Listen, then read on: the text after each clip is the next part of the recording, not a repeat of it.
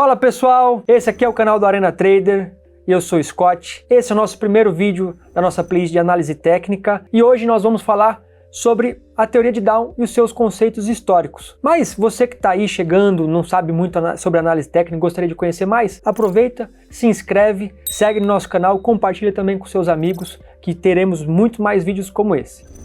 Para quem não sabe, Charles Down é o pai da análise técnica reconhecido por muitos. Ele escreve no Wall Street Journal diversas teses a respeito.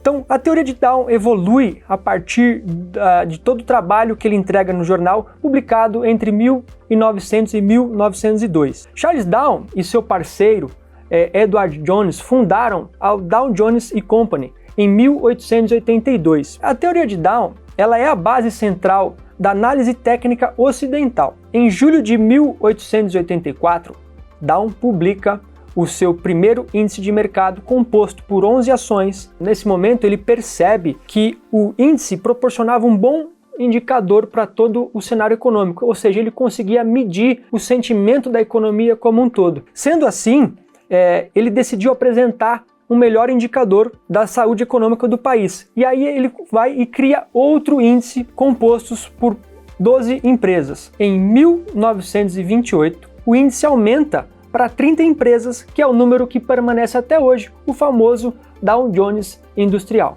Infelizmente, Dow não escreve nenhum livro. Porém, após a sua morte em 1903, Nelson compila todos esses materiais que ele escreveu no seu jornal e chama, do ABC da especulação financeira. Nessa obra, Nelson traz o nome de Teoria de Down. Porém, depois disso tudo, muitas pessoas foram trabalhando e explanando mais sobre o assunto para formar muito bem todos os seus princípios de uma maneira objetiva. O primeiro princípio da Teoria de Down é: o preço desconta tudo. Por que o preço desconta tudo? O que Charles Down queria dizer com isso? Toda oferta, toda demanda, todo fluxo cambial, compensação bancária, todos os insiders, todos os scalpers, todas as operações que aparecem no gráfico, tudo está no preço. Então dizia que o preço desconta tudo, exceto os atos de Deus. O mercado tem três tendências. Down definiu que uma tendência é formada por topos e fundos, ascendentes e descendentes. As três tendências são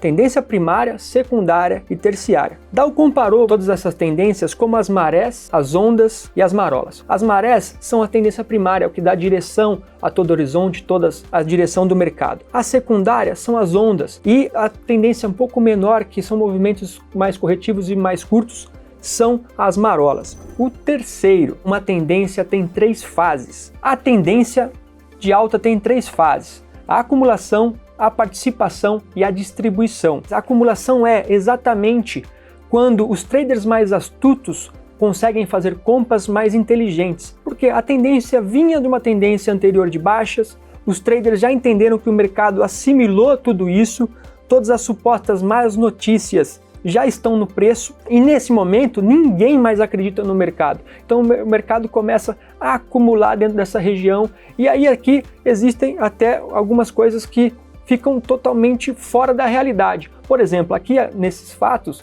as empresas começam a valer menos em bolsa do que as suas próprias disponibilidades em caixa. Ou seja, o mercado está totalmente distorcido. Então o trader que é mais inteligente consegue assimilar essa fase e começa a comprar aos poucos, acumulando boa parte do seu volume de ações. A segunda fase, dentro de uma tendência de alta, é a participação e uma subida sensível. Esse movimento vem caracterizado por uma mudança gradativa no volume dessas ações, tendo dentro da tendência primária. Aqui, na verdade, o quadro econômico começa a mudar. As empresas começam a ter uma participação muito maior, ou seja, os balanços, os dados, toda a situação econômica começa gradativamente a melhorar. A grande massa não está olhando, mas aquele trader que já é astuto e além daqueles que são os curiosos já começam a participar nessa fase. E com isso, chega na terceira fase, que são os excessos. E os excessos, talvez você possa se lembrar,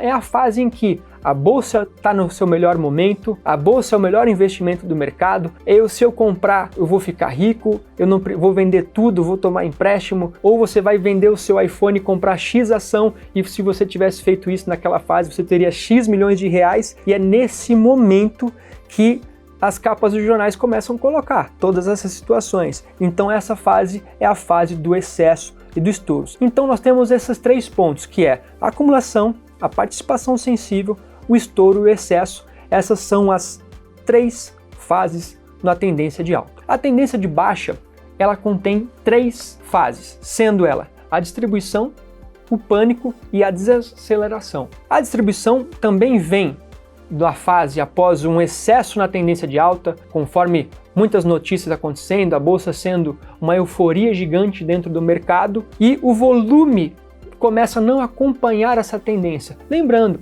Charles Down dizia que o volume deveria seguir a tendência. Aqui isso já começa a não se tornar uma realidade, fazendo com que o mercado fique de uma certa maneira muito errático, estranho, porque o volume e os compradores já sumiram nessa região. Praticamente é impossível que essas empresas continuem fazendo cada vez mais lucros, batendo recordes e mais recordes, por isso existe todo esse excesso dentro da distribuição. E aí aqui a gente entra na segunda fase, que é a fase de pânico, fase em que os compradores desaparecem, começa a reduzir o volume de compras e a gente tem um volume mais acentuado dos vendedores e eles começam a desfazer das suas posições a qualquer preço, fazendo que o preço despenque rapidamente. Você lembra muito bem como aconteceu na pandemia.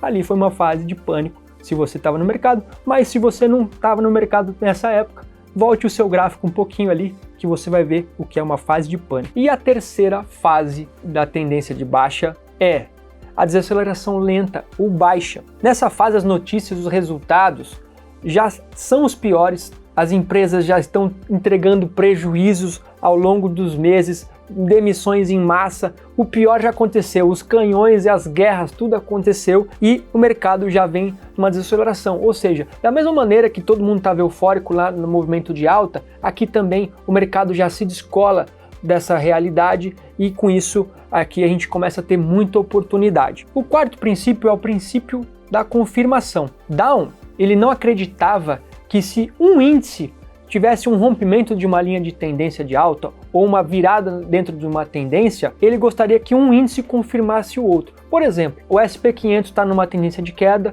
e o Dow Jones também. Dow Jones rompe uma tendência de baixa e vem para uma alta, mas porém ele gostaria que esse movimento fosse confirmado por ambos. Então, se por acaso não tivesse a confirmação, ele entende que esse movimento possivelmente continuaria na tendência prévia, ou seja, ele voltaria e continuaria numa tendência de baixa, seria apenas um ruído, um excesso.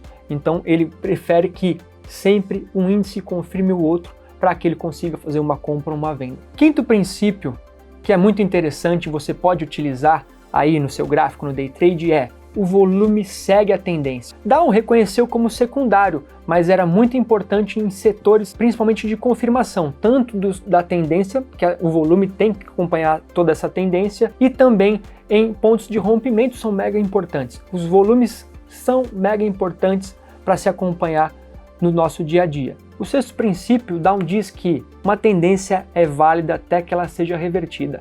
Ou seja, se a tendência é de baixa e ela não reverte, ela se mantém. E essa tendência não é a secundária nem a terciária, é a tendência primária, ou seja, movimento mais amplos, gráficos muito maiores, tendências de alguns anos, movimentos mais amplos. Não são tendências secundárias e terciárias. O sétimo princípio é que nós devemos levar em consideração os preços de fechamento. Charles Down não considerava mínima, máxima ou abertura, ele só levava em consideração os preços de fechamento, diferente de outras técnicas como candlesticks, como ponto e figura e assim sucessivamente. Então o Charles Down usava um gráfico de linha, que nós vamos falar um pouquinho mais dos tipos de gráficos para vocês a seguir. O oitavo princípio, o mercado pode se desenvolver em consolidação. Down dizia que ele pode se desenvolver em linha, ou seja, o mercado pode ficar fazendo topos e fundos horizontais sem conseguir prosseguir em topos e fundos ascendentes. Esse é o oitavo princípio, fechando aqui todos os princípios da teoria de Down. Se você gostou desse vídeo,